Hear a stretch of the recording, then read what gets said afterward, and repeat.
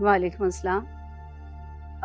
जैन बेटा, माजिदा फोन नहीं रिसीव कर रही, तबीयत ठीक है उसकी? हाँ, वो मुझे लगता है उनका फोन शायद साइलेंट पे होगा।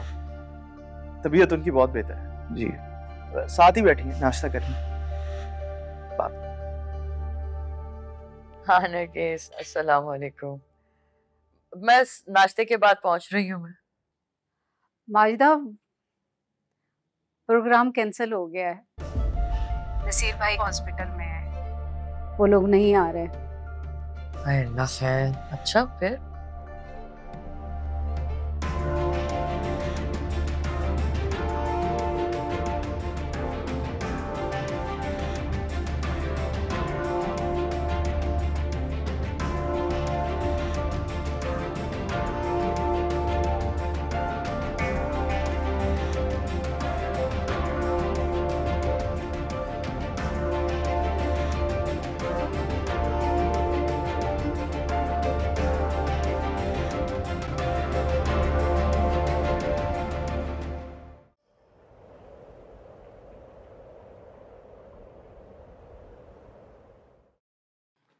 उम्मीद है आज ये शॉपिंग तुम्हारी आखिरी होगी।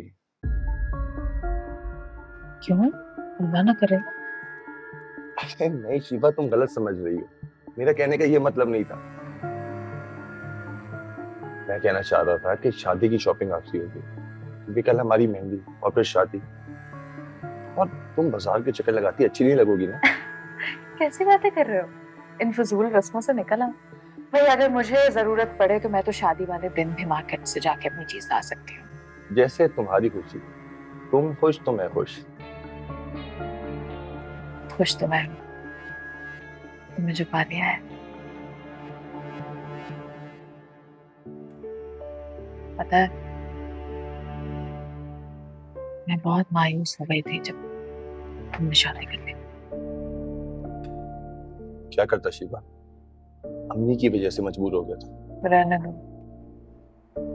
अगर तुम मुझसे वाकई मोहब्बत करते ना तो स्टैंड लेते, अम्मी से लड़ते और शादी को इनकार करते। मेरे सामने यूं मजबूरी के रोने नहीं रोते। मोहब्बत तो मैंने की है तुमसे, आना। तभी देखो, तुम शादीशुदा थे, फिर भी मैंने अपने पापा को तुमसे शादी के लिए राजी किया है। बस क्या करूं, दिल जो आ गया था तुम पे।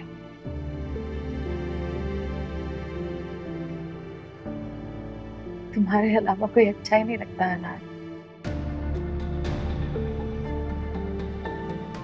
अच्छा सुनो, अब बाबा को नहीं पता कि तुम शादीशुदा थे, तो प्लीज उन्हें बिल्कुल पता नहीं चले, और अपनी अम्मी को भी बता देना, ठीक है? शिवा, ऐसा कभी नहीं होगा। और मैंने तुमसे मोहब्बत की है शिवा। अगर तुमसे मोहब्बत ना की होती तो ज़ारा को तलाक ना देता।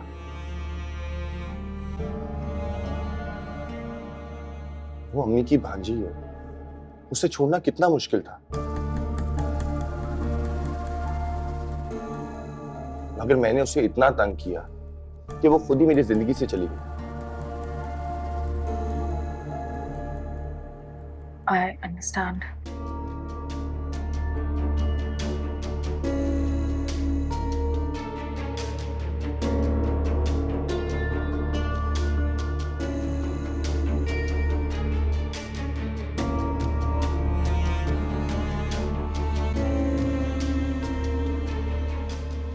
अच्छा सुनो, बाबा कह रहे थे कि तुम कल घर शिफ्ट हो जाना, क्योंकि मेहंदी है ना, तुम्हारा वहां होना बहुत इम्पोर्टेंट है। डोंट वरी, मैं आ जाऊंगा। ठीक है।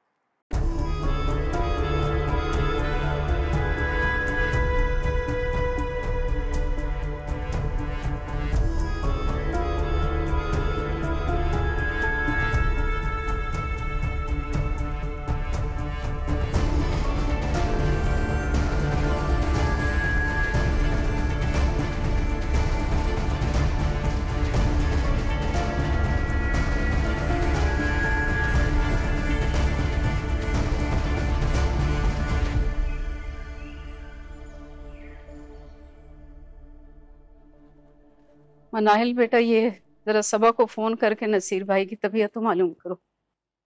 जी आंटी, बैठे।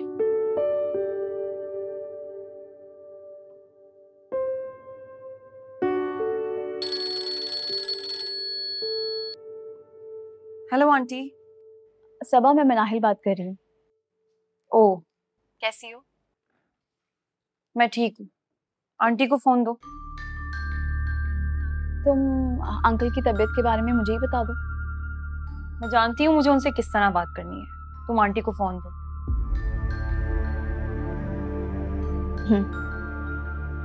आंटी, सबा आपसे बात करना चाहती है। अच्छा। हाँ सबा बेटा, पापा की तबीयत कैसी है? आईसीयू में है या रूम में शिफ्ट हो गए? जी, पहले से बेहतर है। उम्मीद है कि आज शाम रूम में शिफ्ट कर देंगे। इंशाल्लाह, अल्लाह उन्हें शिफा दे। स्वालिया कहाँ है? जी, वो नमाज पढ़ने गई हैं। आती हैं तो मैं आपसे बात करवाती हूँ। अल्लाह हाफ़िज़।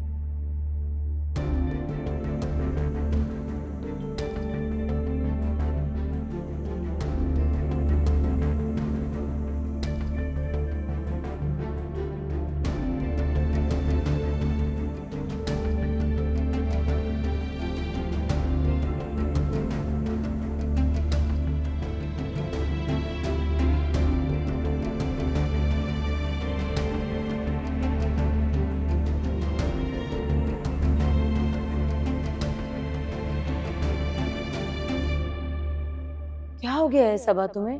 4 दिन हुए तुम्हारी शादी को, अभी से इतनी बेजारी?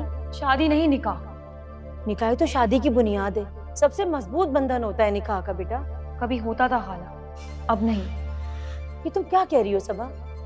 ये निकाह तुम्हारी मर्जी से हुआ है, हमने कोई जबरदस्ती तो नहीं की तुम्हारे साथ। अरे तो मैं कब किसी पे इल्जाम दे रही हूँ? तो फिर अपना रवैया दुरुस्त करो। अगर वलीद के खिलाफ तुम्हें कोई बदगुमानी है, कोई गलत फहमी है, तो उससे बैठ के बात करो, मसले का हल निकालो। तुमने सारी जिंदगी उसके साथ गुजारनी है, तुम दोनों के बीच में गलतफहमी या बदगुमानी नहीं होनी चाहिए सबा।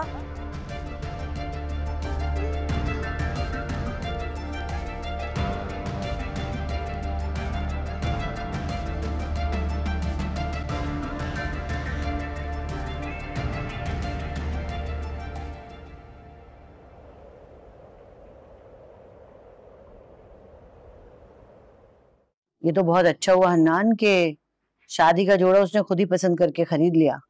हाँ, वरना मेरे सारे पैसे ना उस ड्रेस को लेने में लग जाते। उसने जब ड्रेस पसंद किया और मैंने उसकी कीमत देखी, मेरे तो आसान खता हो गया अम्मी। फिर जब उसने बताया कि हमारे यहाँ शादी का जोड़ा मैके से आता है, तब जाके जान में जान आई। आज ही उसके पापा ने ये सब बातें उसे बताई और पैसे दे दिए थे। बाकी जोड़े तो उसकी पसंद के है ना? हाँ हाँ, सब उसके पसंद के ही है। हन्नान सुन, शीबा को जरा चालाकी से काबू करना होगा। वो ज़ारा की तरह बेवकूफ नहीं है। हाँ अम्मी, आप ठीक कह रही हैं। शीबा बहुत चालाक है, लेकिन मैंने भी सोच लिया